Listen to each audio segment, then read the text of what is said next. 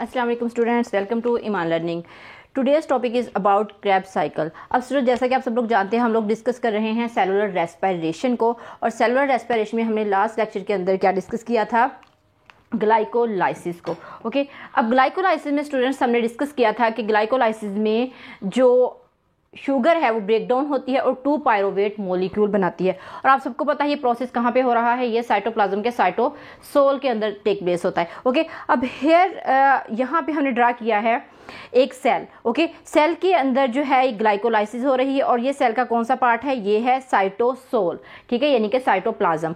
Cytoplasm के अंदर students क्या होता है? ग्लाइकोलाइसिस होती है और ग्लाइकोलाइसिस में ब्रेकडाउन की शुगर से क्या प्रोड्यूस होता है? Pyruvate molecule. और यहाँ पे 2 पायरोवेट मॉलिक्यूल प्रोड्यूस होते हैं because glucose is a 6 carbon containing compound. Okay, and pyruvate student अब बन चुका है। तो पायरोवेट या फिर पायरोविक एसिड अगर तो कंडीशन एरोबिक होती है। अब आपको पता है कि जो ग्लाइकोलाइसिस है वहाँ वो तब होती है जब सेल के अंदर चाहे ऑक्सीजन प्रेजेंट हो चाहे ना हो, यानी कि कंडीशन जो है वो आइदर जो है वो एरोबिक हो और आइदर जो है वो एनारोबिक हो। दोनों सूरतों में ही ग्लाइकोलाइसिस होनी ही है। तो अब पायरोवेट बन चुका है, लेकिन पायरोवेट से आगे जो प्रोसेस चलना है जिसको हम कहते हैं पायरोविक एसिड की जो ऑक्सीडेशन है वो तब होगी जब ऑक्सीजन सेल के पास मौजूद होगी। तो यहाँ पे स्टूडेंट्स होगा क्या कि अगर तो सेल के अंदर ऑक्सीजन मौजूद है यानी कि कंडीशंस जो है वो एरोबिक है, तो क्या होगा? यानी कि यहाँ पे मैंने ऑक्सीजन मॉलिक्यूल बनाए हैं इसी वजह से कि यहाँ पे कंडीशन ऐसी है कि ऑक्सीजन मौजूद है, यानी कि कंडीशन एरोबिक है, प्रेजेंस ऑफ ऑक्सीजन, ये रेस्पिरेशन हो रही है विद इन द सेल।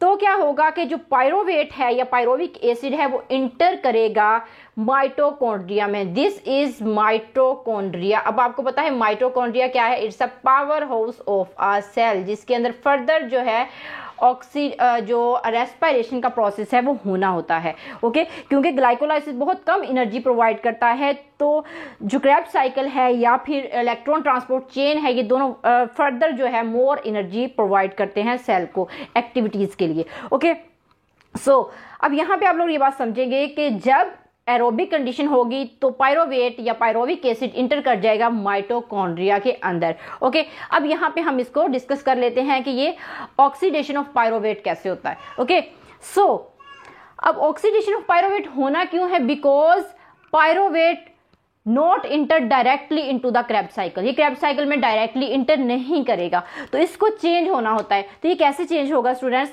कि पायरोवेट जो है वो उसके साथ इंटर हो जाएगा या अटैच हो जाएगा को ए इंजाइम। ये एक इंजाइम है जो इसको एक्टिवेट कर देगा। ओके, और यहाँ पे एक NAD जो है वो क्या करेगा? हाइड्रोजन लेके और इलेक्ट्रॉन लेके रिड्यूस हो जाएगा और NADH बना देगा। अब आपको ये भी पता है NADH जो है ये भी एनर्जी के इक्वल होता है, ये हम इलेक्ट्रॉन ट्रांसपोर्ट चेन के अंदर डिस्कस करेंगे। ओके, सो यहाँ पे क्या हुई?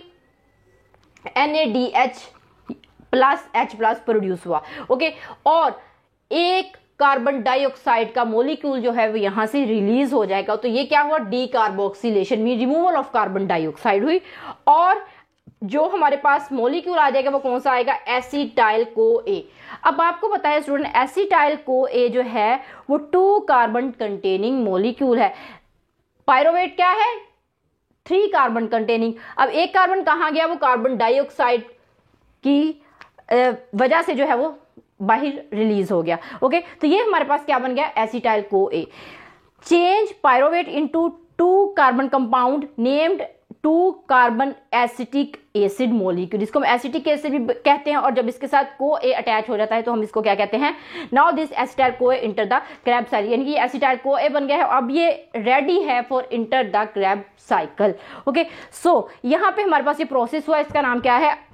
Oxidation of pyruvate. ये पायरोवेट की ऑक्सीडेशन हुई है और ऑक्सीडेशन के बाद अब ये पायरोवेट क्या करेगा जो है जिसका नाम हो गया है एसिटाइल को ए, वो क्रेब साइकिल में एंटर कर जाएगा। अब हम आते हैं स्टूडेंट साइकिल की तरफ। सो स्टूडेंट, क्रेब साइकिल में हमारे पास क्या होता है कि एसिटाइल को ए is ready for attachment of oxalo acetate. ये एक प्रिकर्सर है, एक पहले से तैयार शुदा मोलिक्यूल है जो माइटोकॉन्ड्रिया के मैट्रिक्स के अंदर पड़ा हुआ है। अब आपको पता है ये सिचुएशन कहाँ पे हो रही है, it's aerobic condition and take place in matrix of mitochondria, okay, जिसको हम पावर हाउस कहते हैं। ओके, सो क्या हुआ स्टूडेंट, यहाँ पे अब ये 2 कार्बन कंटेनिंग कंपाउंड था, तो फर्स्ट जो हमारे पास कंपाउंड बनेगा वो सिट्रेट बनता है, तो वो 6 कार्बन होता है। तो जो ऑक्सैलो एसीटेट है स्टूडेंट 4 कार्बन कंटेनिंग कंपाउंड होता है या मोलिक्यूल होता है।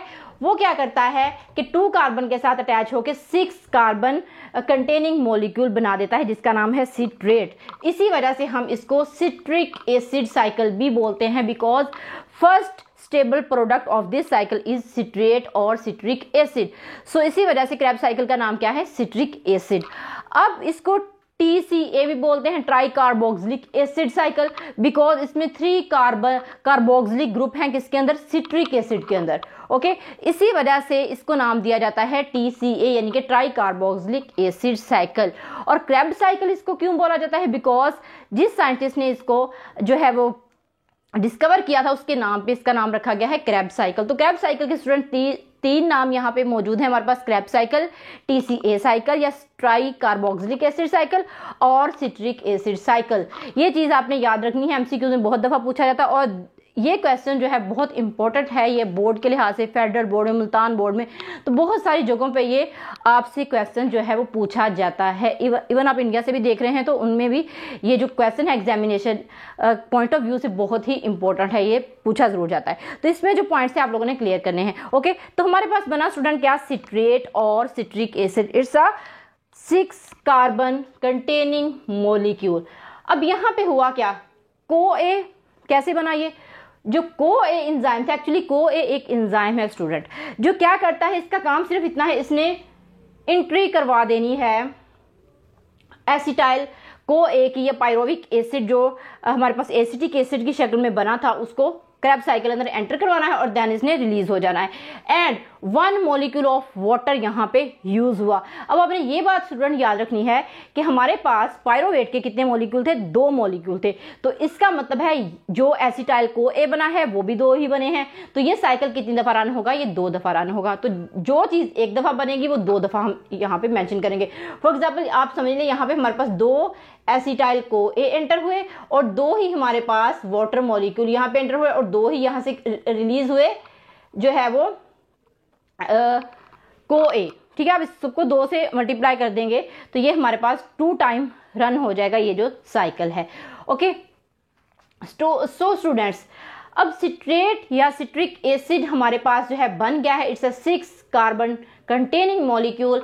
अब क्या होगा कि सिट्रेट या सिट्रिक एसिड कन्वर्ट होगा सिस अकोनिटेट के अंदर, और क्या होगा यहाँ पे एक मॉलिक्यूल जो वाटर का है वो यहाँ पे रिलीज हो जाएगा और ये हमारे पास बन जाएगा सिस अकोनिटेट, और फिर दोबारा से एंटर कर जाएगा एक वाटर का मॉलिक्यूल। अब देखिए यहाँ से रिलीज हुआ, यहाँ पे एंटर किया है, इसका मतलब है अगर हम इसको स्किप करते हैं इस चीज को, आइसोसिट्रेट और सिट्रेट ये एक दूसरे के क्या हो जाते हैं, मतलब एक ही जैसे मॉलिक्यूल है, इसका सिर्फ क्या जो स्ट्रक्चर फार्मूला है चेंज होगा, आइसोमर है। ठीक है, जो स्ट्रक्चर फार्मूला है चेंज है but chemical formula is same, because here 1 water molecule release and here is 1 water molecule add. So अगर रिलीज हुआ है तो सिस अकोनिटेट बन गया, अगर ऐड हुआ है तो आइसोसिट्रेट बन गया। सो ये किसका आइसोमर हुआ, ये सिट्रेट का आइसोमर हुआ, लेकिन कार्बन को कुछ भी नहीं हुआ, कार्बन जितने थे उतने ही रहे, तो 6 कार्बन कंपाउंड हमारे पास मॉलिक्यूल ही रह जाएगा।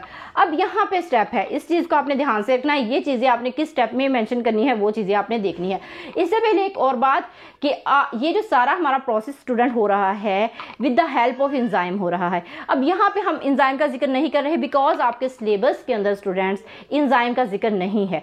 सो आसान बनाने के लिए आपके लेवल के लिए कि फर्स्ट ईयर लेवल है तो इसको आसान बनाने के लिए उन्होंने एंजाइम नहीं यहाँ पे मेंशन किया और ना ही यहाँ पे केमिकल फार्मूलाज इन सब चीज़ों के मेंशन किए हैं। तो ये आपके जो सिलेबस है उसको आसान बनाता है आपके लेवल के लिए। अगर आप नेक्स्ट लेवल में जाते हैं BSc लेवल में, बॉटनी में, जोलॉजी में, तो बायोकेमिस्ट्री में, तो तब आप वहाँ पे ये सारे जो है इसके एंजाइम भी पढ़ेंगे और इसके केमिकल फार्मूलाज भी आप वहाँ पे ज़रूर जो है मेंशन करोगे। तो यही वजह है कि हमने यहाँ पे आपको फार्मूला के साथ या एंजाइम के साथ नहीं पढ़ाया, लेकिन यहाँ पे एंजाइम मौजूद है जो कि कहाँ पे होते हैं, माइटोकॉन्ड्रिया के अंदर मौजूद होते हैं, मैट्रिक्स के अंदर। ओके, सो हम बात कर रहे थे आइसोसिट्रेट की। सो आइसोसिट्रेट चेंज होगा अल्फा कीटा ग्लूटारेट के अंदर जो कि 5 कार्बन कंटेनिंग मॉलिक्यूल है। ये कैसे कम होगा, एक कार्बन यहाँ पे डीकार्बोक्सिलेशन होगी, यानी कि 1 कार्बन डाइऑक्साइड यहाँ पे रिमूव होगा। अब ये साइकिल 2 दफा हो रहा है तो यहाँ पे 2 molecule of carbon dioxide release होंगे। और क्या होगा स्टूडेंट, यहाँ पे ऑक्सीडेशन का प्रोसेस होगा।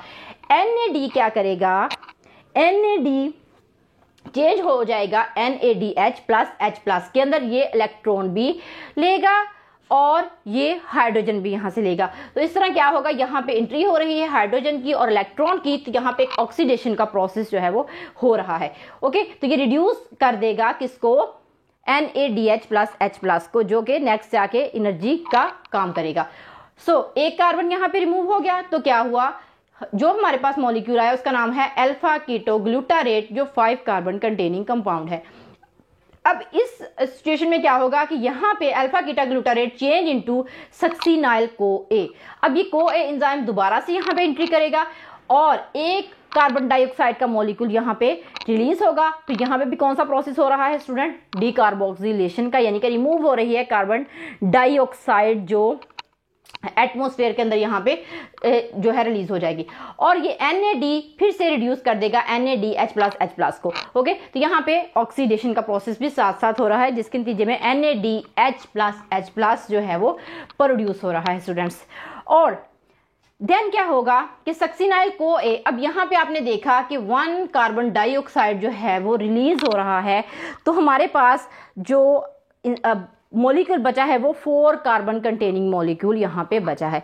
अब क्या होगा, succinyl CoA change into succinate. बस इस स्टेप से जाने से पहले यहाँ पे बहुत ज़्यादा एनर्जी रिलीज होती है, तो वो एनर्जी किसके पास होती है, GTP के पास होती है, जो ग्वानोसिन ट्राइफॉस्फेट है।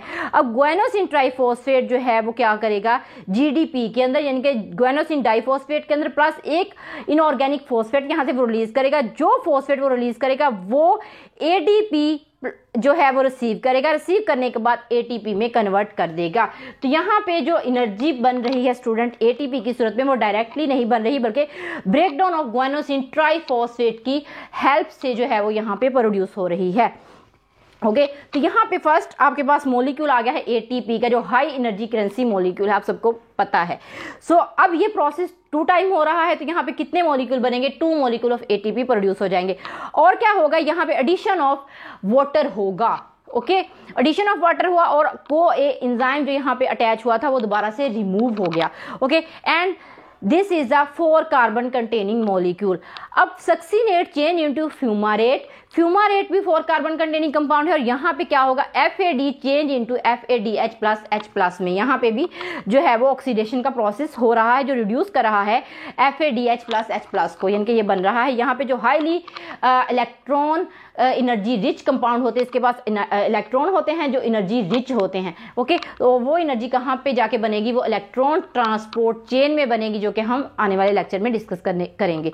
ओके, अब FADH+H+ भी सेम NADH+H+ की तरह का ही होता है, यानी कि ये भी एनर्जी ही प्रोवाइड करता है जैसा कि हमें NADH+H+ प्रोवाइड करेगा। And fumarate change into malate, but addition of 1 molecule of water H2O यहाँ पे ऐड होगा और मेलेट बन जाएगा, जो 4 कार्बन कंटेनिंग मॉलिक्यूल है।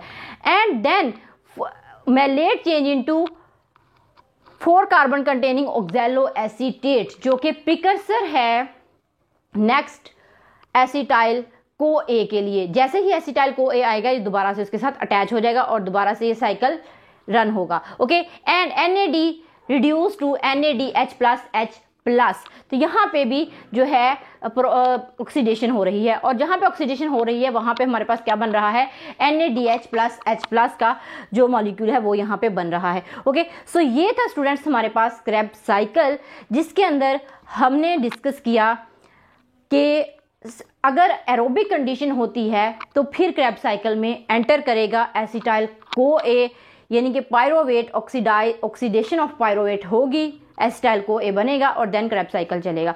ओके स्टूडेंट्स, तो ये चीज़ आपने याद रखनी है, glycolysis take place in a cytoplasm of cytosol and other process of respiration take place in the mitochondrial matrix. Okay, so students, ये था हमारे पास आज का लेक्चर जिसमें हमने डिस्कस किया है क्रेब्स साइकिल को डिटेल के साथ।